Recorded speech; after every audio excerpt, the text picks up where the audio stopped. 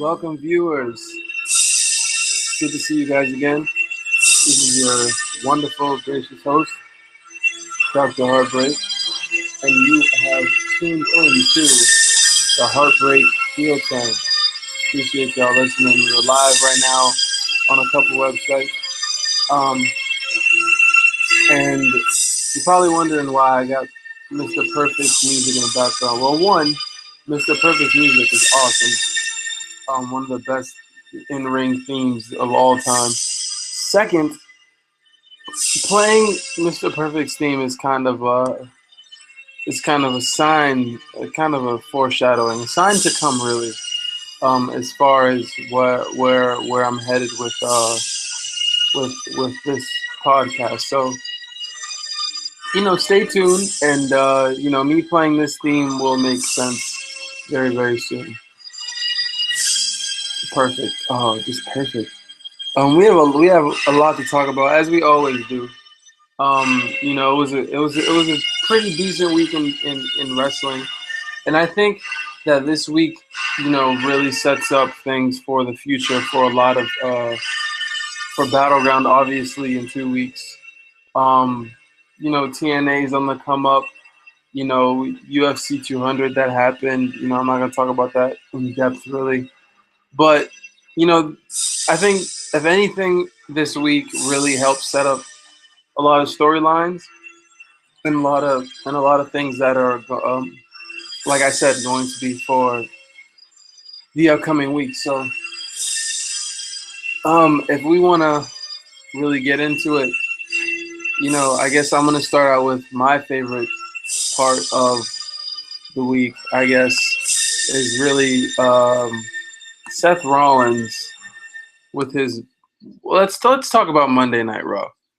Monday Night Raw was live from Detroit at the Izod Center, I believe, on the 11th of July. It's currently right now. It's the 17th of July, the 15th of July. I'm sorry, and that's when I'm recording this, and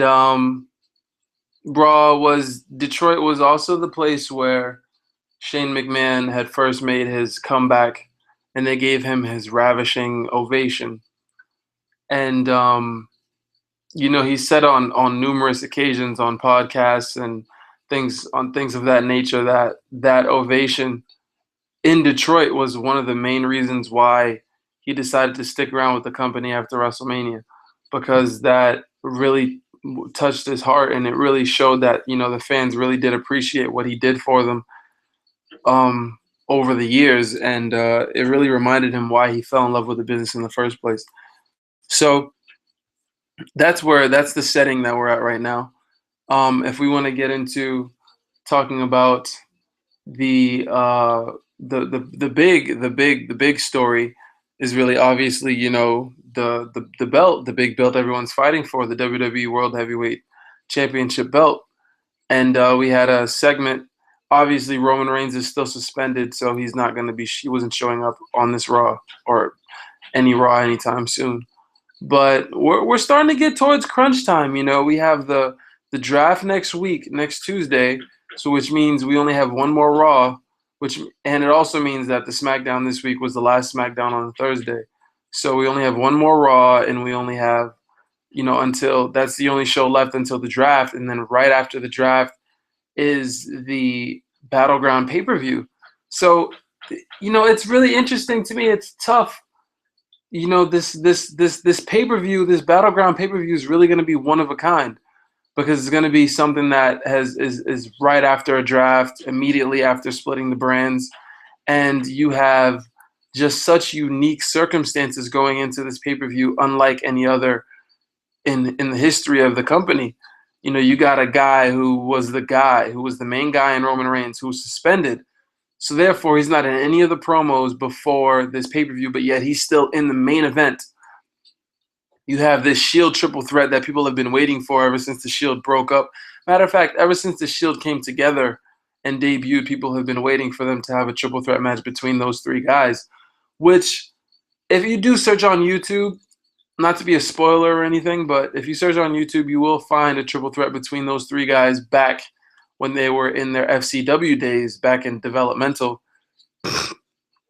And it was I'm not gonna tell you who won, but it was a pretty good match, and I can imagine now with all the years under their belt and how much better performers all three of them are.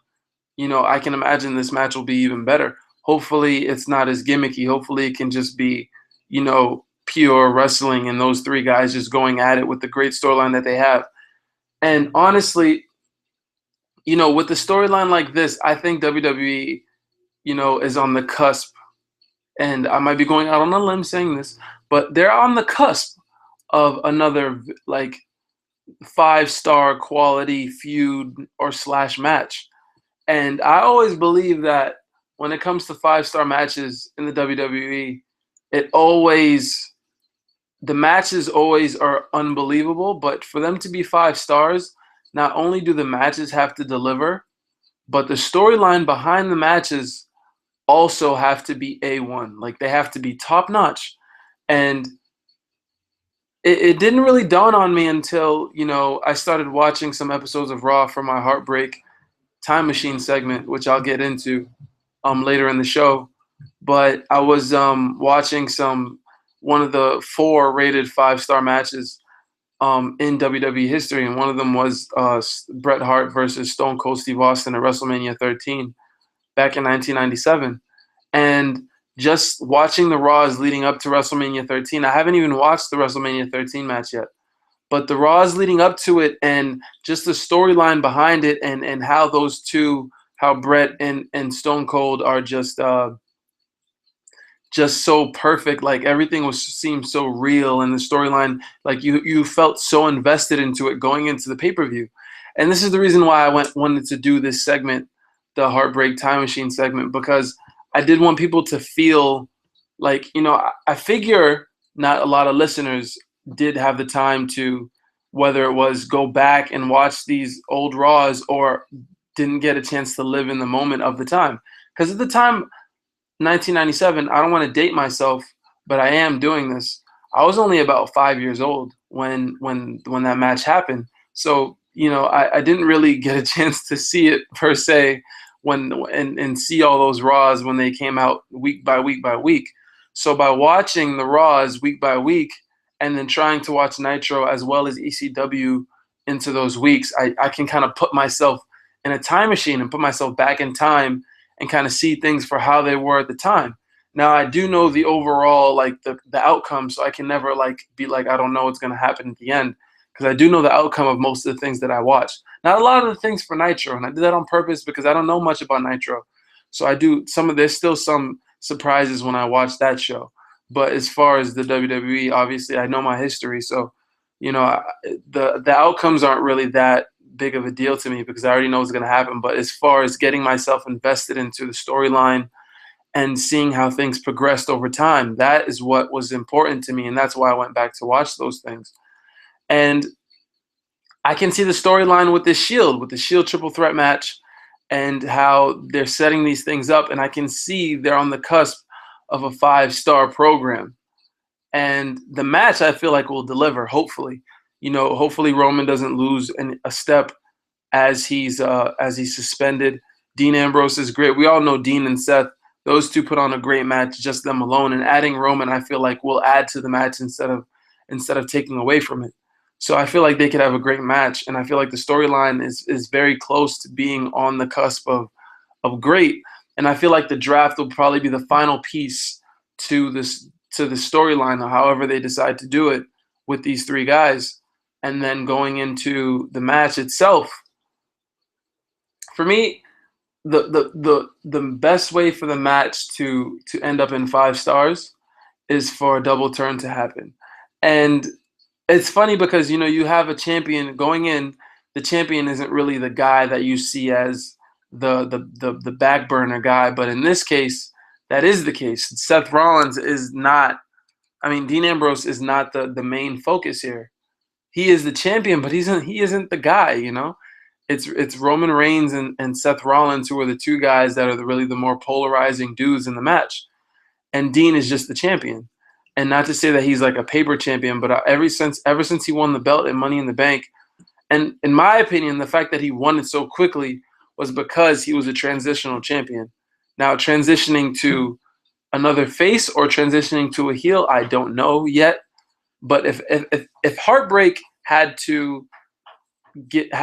Vince McMahon, so if I was Vince McHeartbreak, right, and I had to make my own story out of this, the way I would have it plan out is I would have Roman turn heel, and not heel the way that everyone is saying for him to turn heel. I more see him turning heel where it's blatant, but at the same time, it isn't traditional, you know. And it was almost like, I had watched a story about I had watched a podcast between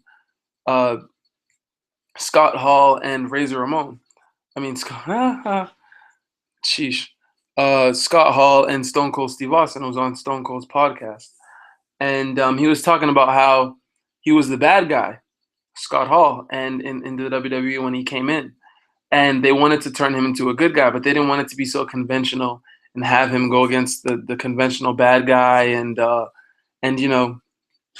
just the same old same old. What they did was they used the kid, and they used the concept of the jobber, the 1-2-3 kid who pinned him, and it was one of the biggest surprises in Monday Night Raw history. And in my opinion, that's what they're gonna try to do with Roman as far as turning him heel. They're gonna try to do it in an unconventional way. And for me, I hear these stories about how they're gonna have the Roman Reigns redemption story. And even though he got suspended for taking steroids, and he's coming back and still being in the main event, I see it as he's gonna win the title. He's gonna win it, and they're gonna boo the living daylights out of him. And basically, his heel turn has already happened. He just needs to cement it with one gesture or comment or anything. One little thing that bang, and you'll have the heel turn everybody's been waiting for. And I think that this whole redemption thing, the whole redemption story that they're gonna have, I think it's all satire. It's all sarcasm, and it's serious, but it's there to fool the fans. It's to fool us into thinking that they're gonna keep it the same way, and to not, obviously, like, it's a way for them to stay ahead of us. Because I think they have to turn him heel. They have no choice, but they don't want to make it so blatant and have everybody know this. So they have this little redemption thing that they're gonna come out with to make it seem like they're still trying to make him a good guy even when he comes back after a wellness policy infraction that he had. So it's just, honestly, to me, in my opinion, it's just there to make him look, like he's gonna come back as a babyface. But in reality, they're gonna turn him heel, and I think they'll probably do a double turn. That's how I would do it. They would have Roman go heel and have Seth go face. And watching the steps that they did back in '97, how they had Stone Cold and Brett in the submission match, and how that was 5 stars, and most of the reason why was because at the end, they slowly had the story where they had it where Stone Cold was the bad guy and Brett was the big hero for all these years. But by the time the match ended, those roles were reversed, and Stone Cold was the good guy, and Brett ended up being the heel and the bad guy in the end. And I feel like they can do that here because slowly but surely you see Seth Rollins having, babyface tendencies, doing the little Rollins report thing he did, which was not heelish at all. It was hilarious and it was funny, and the crowd loved it. I'm sure everybody watching it loved it. It was hilarious to me. So, like little things like that, and I just feel like, I feel like it's what's best right now. I feel like going into SummerSlam, they would love that story, having Seth be the good guy and Roman being the bad guy, and having they want Roman to be the champion. And honestly, I honestly believe that Roman is a good champion. I just don't think that he's a good babyface champion. I don't think that he's good, the kids and the charities and stuff, yeah, but as far as like the fans and having the fans behind him, that's not the case. And it's sad because he was so close. I don't know what it was in between his win on Raw after TLC and the Royal Rumble, that had the fans turn against him again. But he had the fans won over after he won on Raw that night. After he punched out Vince and he beat Sheamus for the belt. And I think it was just because maybe they hated Sheamus so much they just they wanted to see anybody but Sheamus with it. And Sheamus was the only guy more unpopular than Roman, which means he did his job. And he got Roman over. He was the only guy who could. But yet Roman still found a way to mess it up. And I think it's because of the inconsistency with his character. You know, the inconsistencies that he has all the time, from being the best Samoan to smiling and making jokes about tater tots and things like that. Like, that's corny. Like, all that shit is corny, bro. Like, it's corny. We all know it's corny. And if that was your character from the beginning, okay, that's your character. But for you to be this Samoan badass, that's how you came in as a Shield, and then you just turn into this cookie cutter punk. No, you can't switch it up like that and expect us to. We have to call bullshit on him. You can't expect us to just sit there and just take it all in. And that's the reason why I think they turned on him by the Royal Rumble. Because, to be honest with you, I went back and I watched the Royal Rumble and their package for it and the whole setup, and it was amazing. You know, if Roman was an over champion, honestly, the Royal Rumble would have been one of the better Royal Rumbles, one of the better pay-per-views I've seen in a long time, because the setup for it was beautiful. You know, they had the way they had the whole thing look, and the way they set it up about how Roman needs to defend his title the first time ever a champion goes in #1, and it was a great setup, in my opinion. But because Roman wasn't over, now imagine you take Stone Cold Steve Austin, right, at the height of his popularity. You take Shawn Michaels, mid-1996. You take John Cena, 2004, 2005, and you take them and put them in the spot Roman was in that Royal Rumble. That Royal Rumble is legendary, hands down legendary, because you have guys that are over to the point where that story is must see, and it's just polarizing. And it was polarizing enough to get people to watch the Royal Rumble because, you know, it was a cool story to tell. But as far as wrestling to break beyond the threshold of just being also being a part of pop culture, like, you know, wrestling, like, yeah, they do great numbers now, right? They do great numbers. They sell a lot of T-shirts. They have a lot of eyes on the product now. That's true. But that's because of social media and things like that. And everything has a social media following. Now, mind you, WWE has a very good one. You know, they've really put a lot of effort into building their social media audience, which has obviously helped the product a lot. But that doesn't mean you're a part of pop culture still, and you're not. You know, you got John Cena hosting, and the thing is, we're on the cusp. You know, they're on the cusp. They're very close to doing it, and I feel like a lot of the steps that they're taking right now are very good steps. They just need to, you know, lock it in and make sure that all systems are go. You know, you got John Cena hosting the ESPYs, which is the first time ever a WWE guy is even, you know, that was even thought of. There's only been 3 athletes ever that have hosted the ESPYs, and John Cena is one of them now. I'm talking about ever athletes, and these are athletes. It's a show is for athletes, you know. It's an award show for athletes. So, you know, that's a big deal. You got WWE in memes now on social media. You have, you know, it's becoming more and more part of pop culture. But for it to be as big as it was back in the Attitude Era, it needs to be polarizing, and it needs to have stars. And that's what it's lacking. It has John Cena, but John Cena isn't the champion, nor will he be the champion anytime soon. Which means what? That means that your champion needs to be polarizing, and the guy that's chasing the champion needs to be polarizing. You know? So without those 2 things, if you don't have the 2 biggest guys in the company duking it out back and forth, then your product will never be as big as you want it to be. And they're so close. You know, Roman Reigns is polarizing, but in my opinion, he's just in the wrong role. If you take Roman Reigns and you turn him heel, he will be the biggest heel we have had in the company since maybe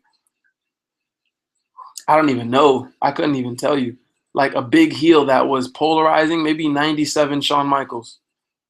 And he was groundbreaking and changed the game 100%. Like there are a lot of heels that were like, you know, like you had the 2008 Jerichos.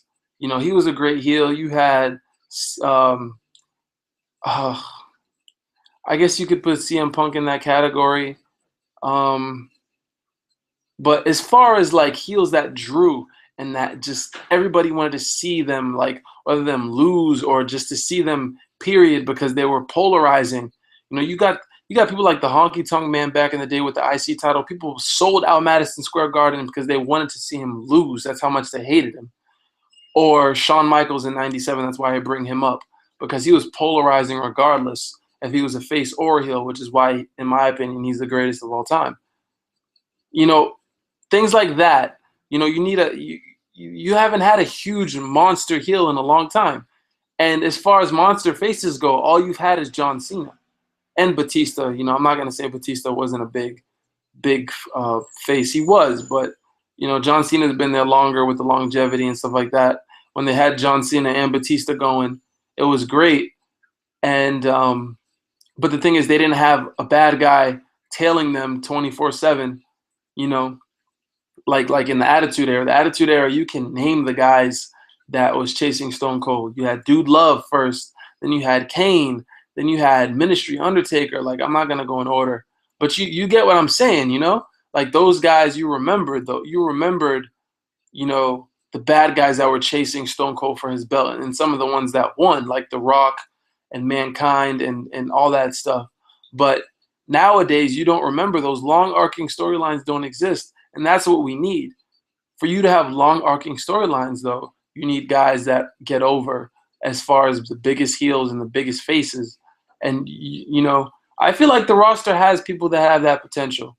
You know, you got AJ Styles, you got Roman Reigns.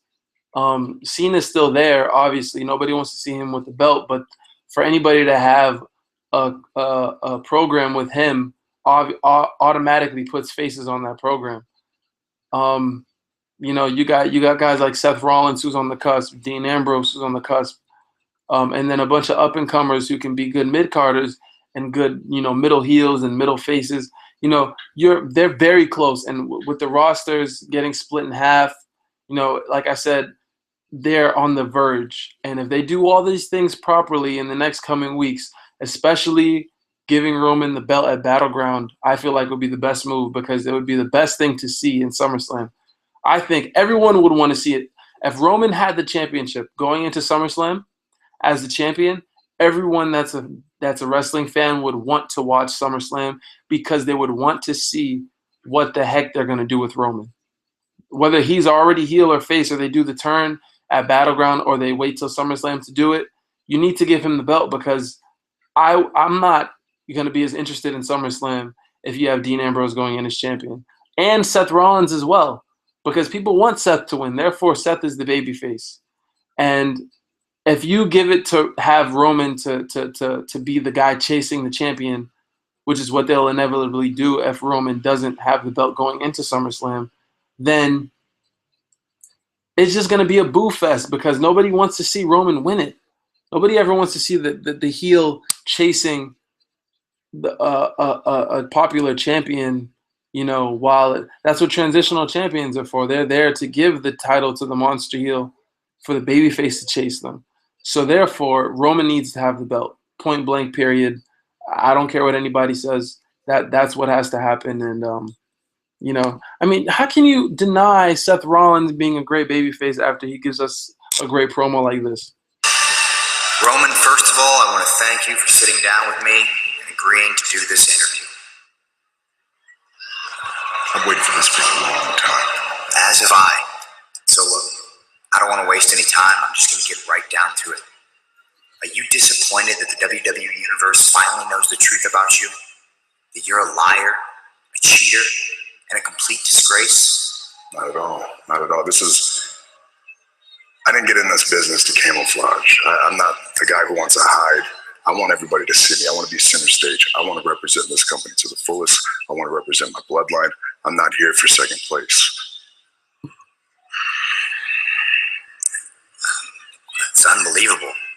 I mean, I really thought you would be embarrassed or show some measure of regret, but you actually seem to be proud of what you did.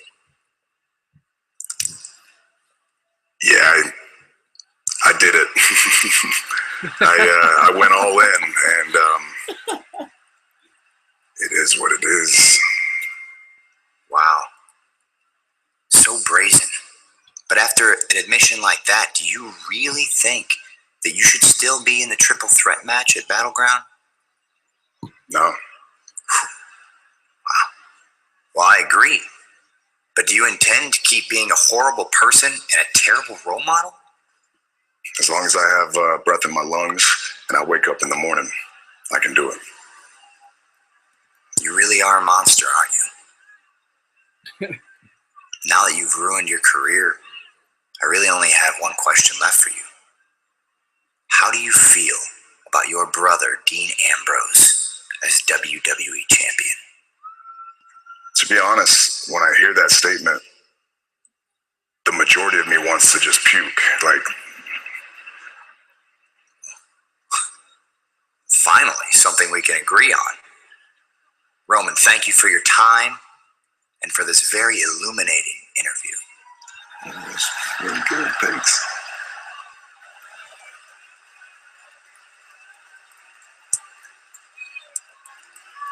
Come on, hear that crowd. They're cheering the hell out of him. They know they love that segment. Now you can't tell me that Seth Rollins isn't slowly playing the babyface role. Like, come on now. Don't try to deny it, guys.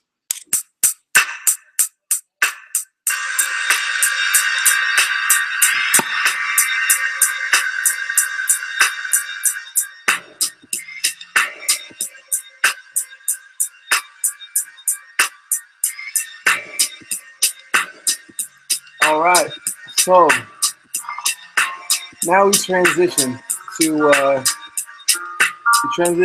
other parts of Raw, other parts of wrestling this week.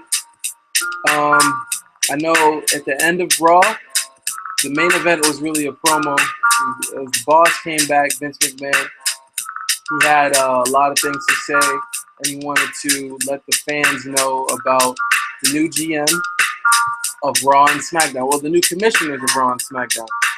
And between the two choices of his two offspring, Shane McMahon and Stephanie McMahon, eventually he gave Shane McMahon the duties of taking over SmackDown and Stephanie the duties of taking over Raw. But he told them that they're the commissioners and that they need to hire individual general managers themselves of their companies, of their two separate brands, by next week, or else he would do it for them. So people are wondering who's Shane McMahon gonna hire for SmackDown Live, and as well as Stephanie. Well, Heartbreak, as I always do, have a scoop for you. Word on the street is, and on the internet, and word on my sources all say that, it's looking like Daniel Bryan is going to be Daniel Bryan, I know, right? Daniel Bryan is going to be the general manager for SmackDown. And there hasn't really been any reports on Raw yet as far as who Stephanie McMahon is going to pick. But it's kind of obvious. She does have a husband named Triple H, and he hasn't been on TV in a long time, so it does make sense for him to just, come out of the woodworks and all of a sudden be the general manager again and authority and blah, blah, blah, blah, blah, blah, blah, blah. That seems like that's what they're going to do. And I wouldn't put it past him at all. The whole Daniel Bryan thing I don't understand because he's not really much of a talker. He could cut a good promo, but he was more known for his in-ring stuff. He wasn't much of a talker, and I understand he was retired, and the WWE Universe loves Daniel Bryan, but in a general manager role, I don't know. I guess that's to be continued. In other news, we have just some great stuff on this Raw. This Raw had a lot of great things going for it. You know, they had the New Day have their little battle with the Wyatts, aka the Final Deletion Part 2. You know, they basically copied everything TNA did with Brother Nero and all that stuff. And I'm going to get to that in a little bit, but that's what they basically did. And it was great to see. So I don't have any problem with it. It was good to see WWE come out of their shell a little bit. And it's almost like, you know, the Monday Night Wars all over again, at least for one night. You know, they realized TNA is doing something groundbreaking. And just like WWE did in the Attitude Era, they copied it. They copied everything WCW did. So they decided to copy this thing. And it worked out pretty well. It was a little bit weird in my opinion. I think but it also puts a lot of eyes on this storyline, and a lot of people are going to be very intrigued by what happens at Battleground.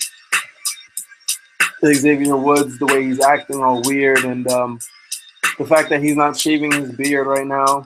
If you guys haven't seen recent pictures of him or on his YouTube channel, Up, Up, Down, Down, he hasn't shaved his beard in quite a while. And we all know the Wyatts have, I mean, one of the one of the criteria to be a Wyatt family member is to have a big beard. So, you know, that's probably where that's going. Unfortunately, it'd be crazy to see the New Day split up, but maybe it's just like a little quick split up just to get the fans to, you know, go crazy for a little bit, and then obviously bring it right back at SummerSlam, which would be great to see because then they would have the fans in the palm of their hands as always. So, you know, I'm looking forward to that program. Probably the biggest thing that happened on this show, as far as, you know, surprises go, are, in my opinion, the Intercontinental Championship is going to be defended at Battleground, and The Miz is putting up his title against none other than the superstar known as Darren Young. Darren Young, they had a probably like 30-man battle royal over the top rope, and it got down to Darren Young, who got flattened by a deep six from Baron Corbin. And from there, he was stuck in the corner and didn't move. And there was Apollo Crews and Baron Corbin left. And they eliminated each other by accident, thus leaving only Darren Young in the ring. And he gets up and looks around like, yo, I'm the last one. I won? What? I won? So I guess all those promos with Bob Backlund, that he made, let's make Darren Young great again, all that stuff paid off. And well, at least it paid off right now. You know, we'll see how he performs in this Intercontinental match against The Miz. I don't think The Miz is going to lose the belt, but I do think that Darren Young is going to really cement himself as a singles competitor. Because when you watch their tag matches, as far as especially recently, the last couple ones that they've had, I'm talking about the primetime players. Darren Young, when he did come in, he's a very good worker. He worked with Kalisto when they had their little battles with the Lucha Dragons. Like, he could work for a guy as big as him. He's a very, very good in-ring technician. So I see this match to be great, and I hope he wrestles circles around The Miz so that even by the end of the match, when The Miz does eventually end up winning by shenanigans, probably, Darren Young, people are going to be like, wow, that Darren Young guy, you know, he really did prove us wrong, and he's a competitor here. So I'm looking forward to that. I really hope that's what happens because he's a great worker, and it would be a shame to see him go back into obscurity like he was before when he broke up with Titus the first time. So I mean, I see him as a better wrestler than Titus. So Titus has gotten his push way long, and I think it's past overdue that Darren Young gets his. So it's great to see that. And Bob Backlund, as we all know, we all love Bob Backlund. He can never do any wrong. So it's great to see him back, and same old Bob screaming just like back in 1995 against Bret Hart. Same old Bob Backlund, which is good to see again. So I have no problems with that. I did mention earlier about you know, the Seth Rollins with his Rollins report, that little thing that I played, and now Dean Ambrose coming out and confronted him about that whole thing. And Dean Ambrose had some interesting things to say. I think I should play it for you guys and let you guys hear what he had to say to Seth Rollins about what he thinks about the state of the company. I'm the backbone of this industry. I'm the king of this company. It's been that way for a long time now, and now the whole world knows it.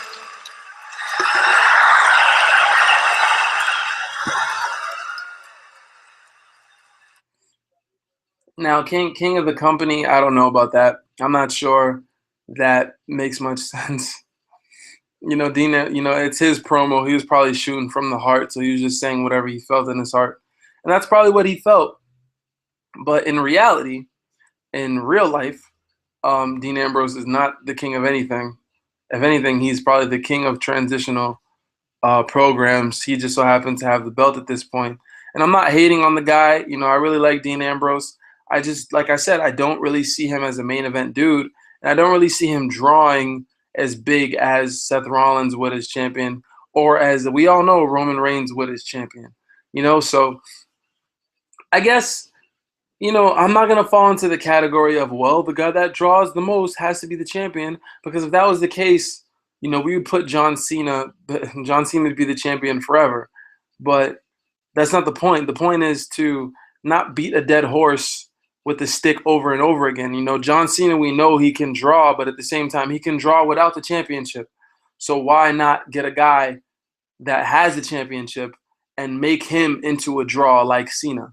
And to do that, you need to give him the belt. Now, Cena's been on top for, like they always say, a decade or whatever. That's 10 years. That's 10 years he's been fighting back and forth for the belt. It didn't just happen overnight. So, in my opinion, Cena doesn't need the belt to be champion. Roman does. Roman needs to be he doesn't need to have the belt to be a draw, but at the same time, him having the belt is better than him not having the belt as far as their live event numbers and all that good stuff. I'm actually going to the Smackdown Live show on Tuesday because it's in Worcester and I live really close to there. So I'm actually going to that show. And I'm excited for it, but I'm also a little bit disappointed because Roman is still suspended when that show airs, so he's not going to be at the show. I'm only bought tickets to the show because I figured it's the first draft. It's going to be history making. 1, 2, I can interview a lot of people while I'm there for the podcast and all that good stuff. And 3, there's probably going to be a lot of surprise people coming out that people weren't expecting, whether it's a Goldberg or a Kurt Angle or an Eric Bischoff, whatever it is. There's going to be some surprise people showing up, and I want to be there for that. So especially if it's so close to me, why not? But I am disappointed that Roman Reigns isn't going to be there. So, and I'm sure I'm not the only one.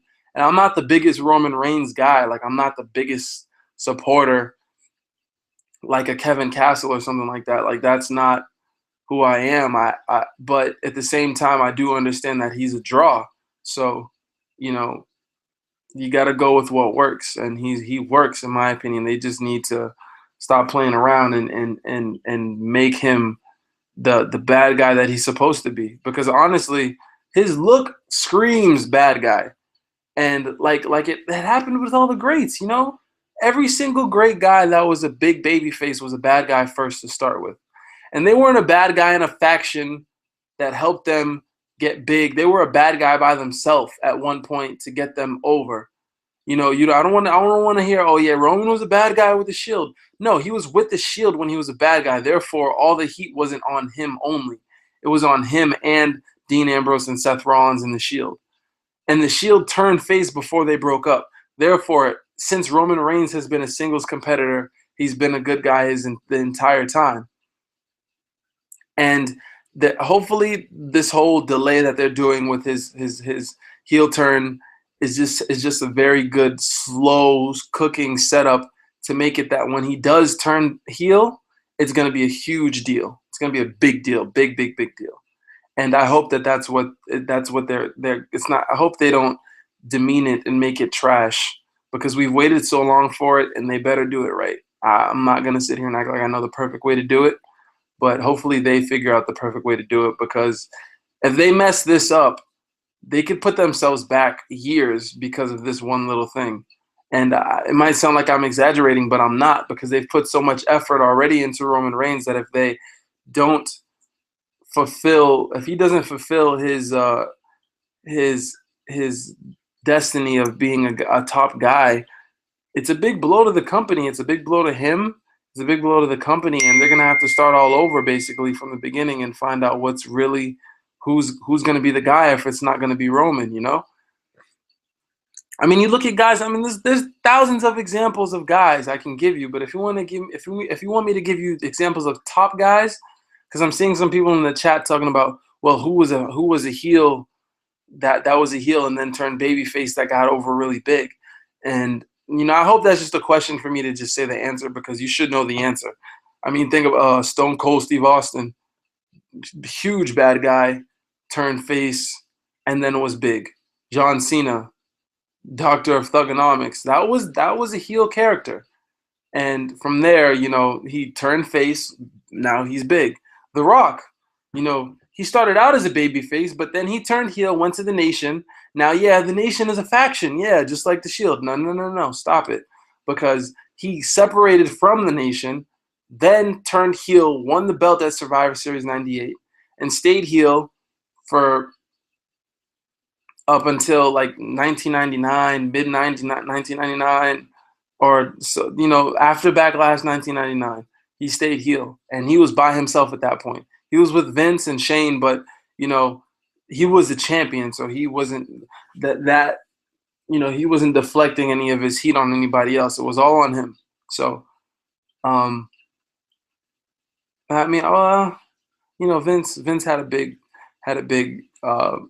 big part in that as well. I'm not gonna sit here and act like Vince wasn't the biggest heel at the time, but you know what I'm saying. Vince couldn't be the champion, so Rocky was the champion. Therefore, Rocky was vicariously Vince's, you know, heel magnet. You know, so if that makes sense. So those are just three names, you know, random names that I could just throw out there for that. I mean, they're huge names, but you know, to each his own, I guess. So hopefully you guys,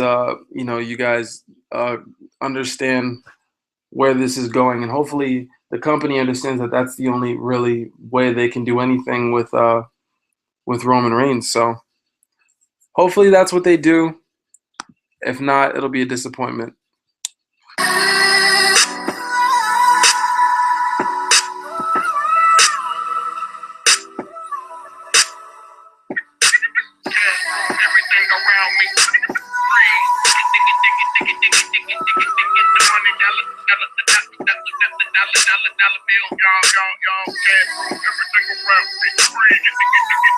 Now, I don't know how many of y'all actually heard the reference that I heard, but I'm an avid NBA, you know, basketball guy. I play basketball, and I don't think many of you guys, you know, got the reference.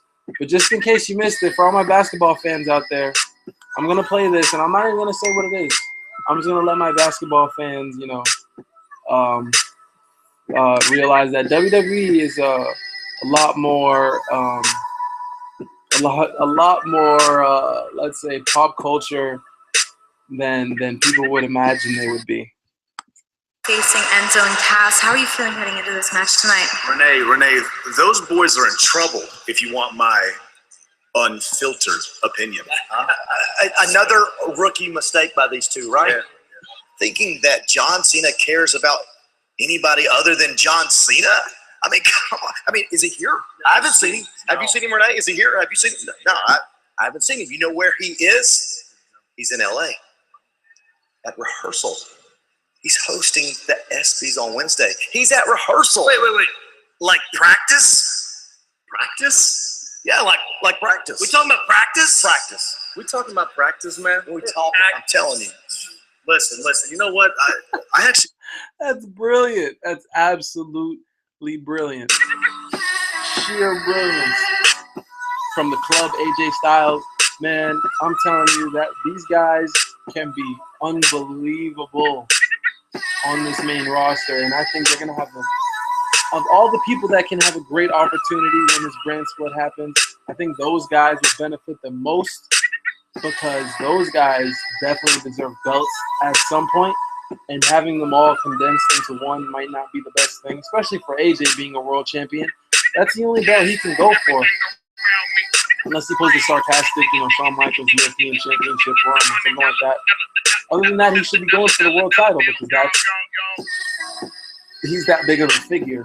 And then, Anderson and Gallows, the tag titles, whether or not they split the tag titles into two separate brands, I don't think it should matter. I think that those guys should get those belts eventually because just being paired with AJ, those three guys together with their chemistry, they have it. Like, look at that. Like, that's such a if you guys don't know what that is, hopefully in the comments you'll read it. I see a couple people talking about it in the comments. You guys can read and see what that's actually from. What that reference that they were talking about. So I don't want to leave you guys in the I don't know what I'm trying to say. Anyway, let's move on. I do want to talk shortly about the things that did happen on SmackDown. Probably the biggest thing to me, they had they set up a battleground. If people were wondering what was going to go on with the women's title, they set up a tag team match between Dana Brooke, Charlotte versus Sasha Banks and a person of her choosing. But, they're pumping it like, Sasha doesn't have any friends. Therefore, she's not going to find anybody to tag with at the pay-per-view. Listen, Sasha Banks, if you need someone to tag with, hit me up. My email, heartbreak@post.com. I'll tag with you. I don't care. Shoot. I bet you I'm better than half the – no, let me stop. Those divas are kicking ass right now, so I don't want to say anything. They're not getting enough time, though. It's great to see the divas when they're out there, but it's tough because there isn't a divas undercard belt and there isn't like a tag belt. So the other divas, unless they have like great storylines, which none of them do because there aren't very many good storylines to begin with, men or women in the company, it's going to be tough to see them on TV. So if they're not a part of the World Championship chase as far as women go, they're not going to be on TV. So it's kind of tough to see that. But hopefully, again, the brand split helps figure some of those things out. I hope they have this whole thing figured out because I'm telling you, I have a lot of questions going into this brand split thing. And I don't want to keep bringing it up, but it's like, dang, like there are a lot of questions that aren't answered that I can't answer right now until this whole thing happens. And hopefully they have gone through every single scenario as far as titles and people are concerned for the brand split, just so that, when it gets down to the nitty gritty, they have everything figured out and they're not like, scrambling to find out what to do here and what to do there. Because I feel like that's what happened with the last brand split and it just ended up turning into mush. So let's see, what else is there that happened on SmackDown? We have, I can't, as much as I like J. Cole, I can't play that while I'm talking because this is serious. So as serious as WWE gets, not that serious, Miz TV had a segment with Darren Young. Darren Young just finished winning the Battle Royal on Raw. Now he's challenging The Miz for his Intercontinental Championship. And The Miz had a highlight reel of Darren Young's life coach, Bob Backlund, talking about how he was a great champion, a great role model way back in the day in the 80s and the 70s when he was champion. And then The Miz said, let me play Darren Young's highlight reel. And nothing came up. It was a blank screen. And he said, that's right. I couldn't find anything of you, Darren Young, as a joke, saying that he hasn't accomplished anything in WWE, which is almost true. He did win the tag titles, but as far as his singles career, he hasn't done much. And when The Miz put that up, obviously that was a funny thing. And we saw Darren Young laughing about it. Like he was laughing that The Miz was roasting him. You could see him chuckle after, The Miz puts the blank screen up. And it was a funny moment. It's funny, so it's understandable that he laughed. But what got me angry was that at the end of by the time the promo ended, right, Darren Young all of a sudden flipped the switch and he was pissed and he was telling The Miz, oh yeah, we'll see if you want to fight me right now. Like, we'll see who's the champion. And the Miz is like, if you touch my mic one more time, he's like, touch it and then what? And then he grabs his mic and says, what are you gonna do? What are you gonna do? And then he's all tough and mighty now. Like, this inconsistency as far as your character development is so crucial. When you're inconsistent as a character, how can the fans get behind you? How can they get behind you and support you 100% and you become over if you're not consistent with them? If you keep giving them bullshit and you go from one guy to another guy and you keep switching it up, you can't do that as a character on a show. When you keep switching it up like that, then people can never get behind you because they don't know who you are. They can't get behind something they don't know. You have, and it's all subconscious. It's all very small things, but these small things make a big deal in the end. You go back, and like I said, I bring up the 97 stuff because that's what I'm watching right now. You bring up Stone Cold from back when he was a heel, and he was vicious. He was vicious every time he was on TV. He was vicious every single time, to the point where even Vince asked him, why do you have so much animosity? What's wrong with you? Why are you so angry all the time?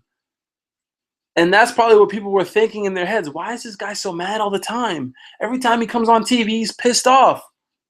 That's because that was his character. He wasn't satisfied with where he was in the company, with what he was going through, so he was mad. And nothing was going to change that. But nowadays, you have guys like Roman who go from Samoan badass, again, like I brought up, to tater tots, to talking about someone's balls and calling them tater tots. And a guy like Darren Young, who is super serious at the end of a promo, at the end of a interview with the Miz, but at the beginning he's laughing when the Miz tells him that he has no career, that he had nothing, and he's laughing about it.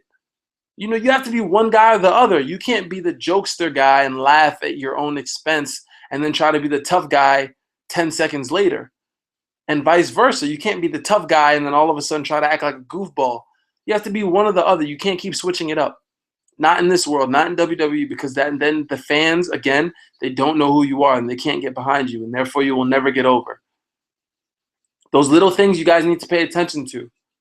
I don't know if I'm sure they teach it. I don't know if they do or not, but it's not like those guys are the only guys that do it. Matter of fact, almost the entire roster does it.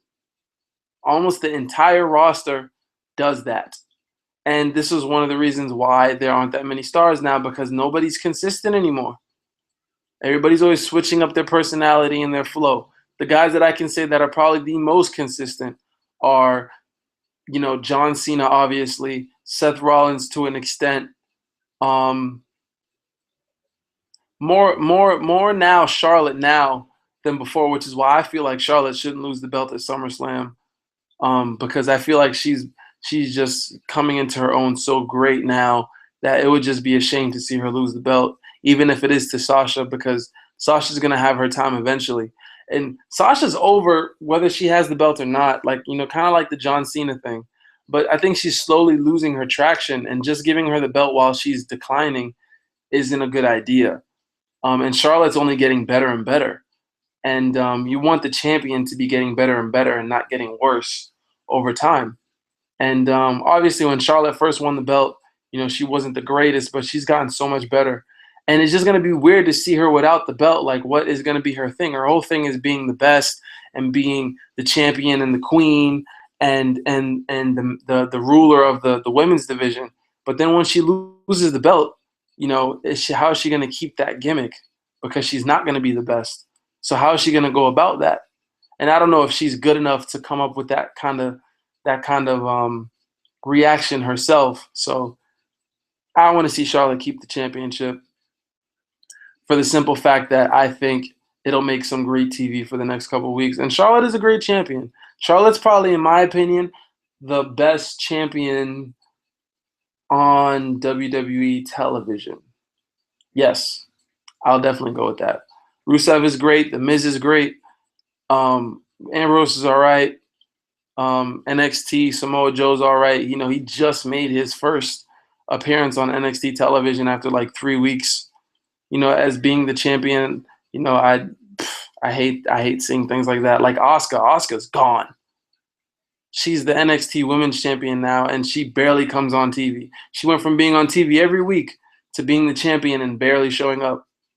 So to me, it's just like, what was the point of you getting the belt if you're not even going to be on TV anymore, So I think Charlotte, she comes out week after week, kills it every week, and she might not be the best, but she does enough, and she does what she has to do to further the storyline.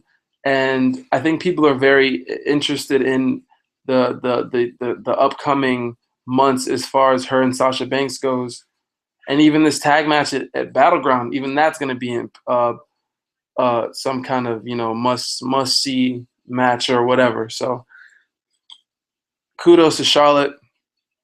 I don't think anybody else has ever said that on a podcast so far. I think I might be the first one, but it's true. Charlotte is the best champion in the company right now, and it'd be a shame to see her lose it at SummerSlam. I'd rather see other people lose it at SummerSlam than her. So we'll see where they go from there.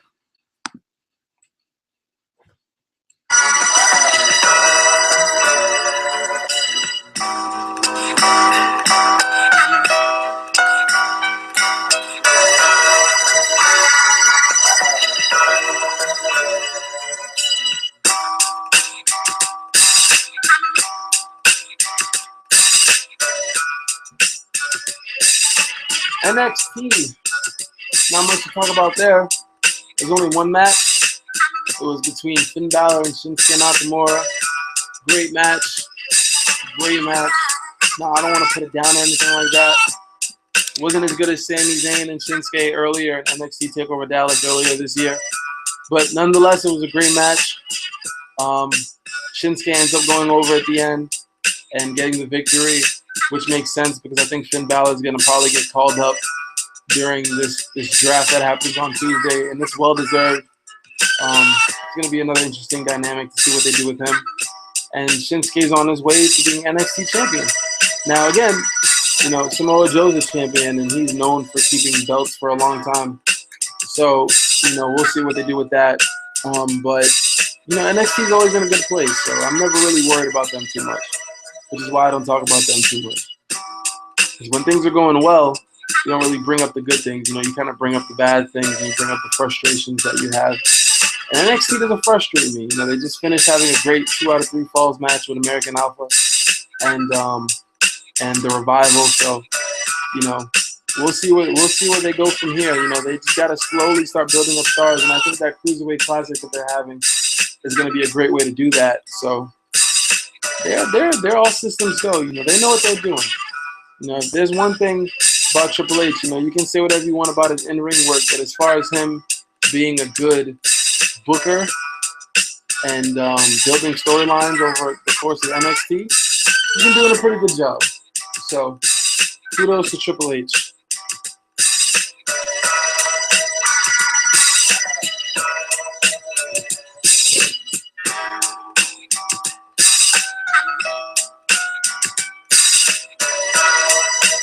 Last segment of the show. We're starting to come to a close here, guys. Appreciate all you guys listening, all you guys sending me emails. Matter of fact, I'll read an email right now that someone sent me. This email is from he's from hometown in Boston, Massachusetts. Appreciate the love. Name's Jason. Jason asks, if you had to pick your top 5, top 5 guys from each company for the. Okay, so Jason basically wants Heartbreak to pick 5 guys, so 10 guys really, 5 from each side in the draft, and how I would draft them in what order. I think 10 is too much. I'll probably go top 3 for each side. Whoever the first pick is, I don't think the brands really matter. So the first pick to me would have to be John Cena. I think that's the biggest guy, so he'd have to be the first pick. The second pick, Roman Reigns. Third pick, I guess third pick would have to, or the second pick behind John Cena I would say Seth Rollins. The fourth pick would be Brock Lesnar, even though he doesn't come around a lot. But when he does come around, man, he's a big draw. So you can't leave him too far behind. Third pick, the final pick on the first side. So it was John Cena, Seth Rollins, and AJ Styles. And then on the other side, we had, who did we have? We had Brock Lesnar. What did I say first? Brock Lesnar, Roman Reigns, and this last one can be Zack Ryder. I'm just kidding. Not Zack Ryder. I don't know. That's interesting. Charlotte, I guess. You know, if we're not talking about NXT people, I would pick Charlotte because then you'd have the women's champion, and then you can build your whole women's division on that brand, which is important. So I'd pick that. So for the first side, I would have John Cena, Seth Rollins, and who's the third guy? AJ Styles would be the three headliners for one brand. Roman Reigns, Brock Lesnar, and Charlotte would be the headliners for the other brand. And from there, you know, you go for the mid card guys after that. But those six, I think, are the must see six. You know, the six people that are the most important right now in the company. And you know, that's what I think. I don't think it's funny because Dean Ambrose is the champion right now. You think the champion would be first, but that just goes to show you, in my opinion, how high I would have Dean Ambrose. You know, I guess, and Kevin Owens too, but I still think Charlotte is more important than both of them because, like I said, Charlotte's been doing great these past couple of weeks. So, you know, I don't really see.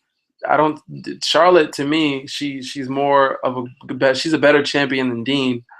And her being champion already puts her over Kevin Owens, even though Kevin Owens is doing great stuff. I mean, I could even venture to put Kevin Owens over Dean Ambrose. I mean, Dean Ambrose has a very good following, but at the end of the day, I don't think Dean is the guy that if you want to make him the main event of SummerSlam is not going to do that well. I think if you put Charlotte at the main event of SummerSlam will do better. Then that's how you have to look at it. You know, those six people. If you had those six people as your main event of WrestleMania or SummerSlam, those six people will do very well, and everybody else will not do as well. If you put Kevin Owens in the main event without one of those six guys, it's not going to do that well. Same thing with Dean Ambrose. You put Dean Ambrose in the main event without one of those six people, it's not going to be that well. For them to have a great main event, for them to have a great main event that sells as well, they'd have to have one of those six people with them. You know, I see Charlotte I don't see Sasha Banks having a great main event without Charlotte. I see Charlotte having a great main event with anybody that deserves to be there. You know, Becky Lynch, even a Natty, I can see them having a great match. I mean, it wouldn't be a great main event, but it'd be better than seeing Sasha and Natty. You know what I mean? Like, those are the six most polarizing people. AJ Styles, yes. Roman, yes. Brock, yes. Seth, yes. John Cena, yes. Charlotte, yes. You can't tell me any different. Those six people alone can give you better. Those six people, if those six guys had all the belts, WWE would be in a good place. You know, instead of having the Miz IC champion, you know, one of them would be the United States champion, maybe Brock. I don't know, but those six people having those belts would definitely bring the company up higher. But obviously, a lot of those guys don't need belts to draw, so therefore they want to use the belts to bring up other people, which is understandable, which is the point. So, like I said, last segment I did want to talk about. That was just thank you, Jason, from the mailbag. If you guys have any other emails for me, or questions or comments about the show, you know, you can leave a comment. You know, like, share, subscribe. This is a live stream in some places, but this does stick on YouTube. I know that for sure. So like it if you want. You know, subscribe to the page. You know, we'd love to. I do these every week, so you know, and I do them pretty good. I'd like to think Heartbreak does a pretty good job. I was also gonna say, I was gonna bring up my Heartbreak Time Machine segment and talk about 1997, but I talked about it enough.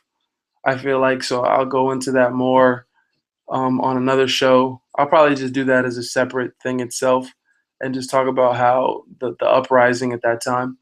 But I did want to bring up something a little bit more serious. Um, I really don't like talking about things like, things that happen in the real world. That's why I kind of, when it comes to like WWE, it's kind of my escape from a lot of the bad things that go on in the real world. But at the same time, you can't turn a blind eye to those things because then you become ignorant to them. And I never found myself as an ignorant person. Heartbreak never seemed to be very ignorant. So, you have to be educated in this world and you have to educate yourself with what's going on and be aware of what's going on in the world around you.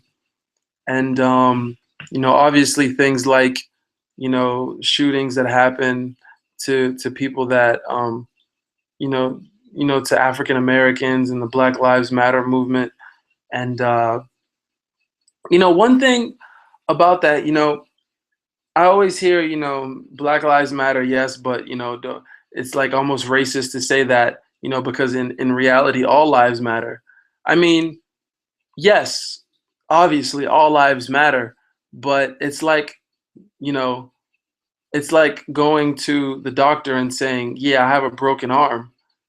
And your doctor goes, well, all the bones in your body are important. And it's like, yeah, dude, like I'm not stupid. Like, duh, all the bones in my body are important. But like, can we fix this problem first before you say something dumb like that? Can we fix my broken arm? Like that's how you have to look at it, really. You know, a broken arm. And when it comes to those kind of things, I feel like people just have to educate themselves and be more aware of what's going on and really have a voice and be a part of the cause and the movement if that's your belief. Be a part of it and help facilitate change because I don't care what stance you have on this whole thing, seeing innocent people dying and getting killed, and there was a tragedy very recently also in France, that in Nice, France. It's spelled Nice. I don't know if it's Nice or Nice. If my French is correct, which isn't very good. I would assume it's Nice, but there was a big tragedy during a parade over there recently, and when things like that happen, people just need to rally together and to help change and to help facilitate a difference and make a difference so that things like that don't happen ever again or happen very, very, very seldomly. So I think we're in a very weird time now in the world where we have to all realize that we have to band together and not turn against each other and blame others for what's going on. But hate, doesn't solve anything. And fear is a very strong motivator for some people. So fear of losing their lives or having things like that happen to their loved ones, people will do radical things. So for me, definitely the number one cause or the number one thing that I feel like will help everyone get out of this is love and to take that emotion and to spread that and spread love. That's how I feel. So that's it for the Heartbreak Heel Turn. Again, I thank you guys a lot, so much for listening. I really do appreciate it. I think I'm starting to get the hang of the show a little bit more. Like I said, live TV isn't always the best. This isn't always perfect, but you make do with what you have, and you try to do the best you can. And as I'm saying this, I just realized that my laptop is at 1%, so it's kind of perfect timing that I'm ending this the way I'm ending it. Positive vibes only. That's how I live my life. I feel like that's how everybody else should. I don't care if you think I'm wrong. It is what it is. This is Dr. Heartbreak again. All you guys have a great weekend. It's nice outside. Go to the beach. Go enjoy life, you know. And watch wrestling as much as you can. It's great. I didn't get to talk about Brother Nero either. But again, I'll do that. You know, I promise you guys I'll do another one of these this weekend before Raw. Saturday or Sunday. So I appreciate you guys again. And stay classy. Perfect.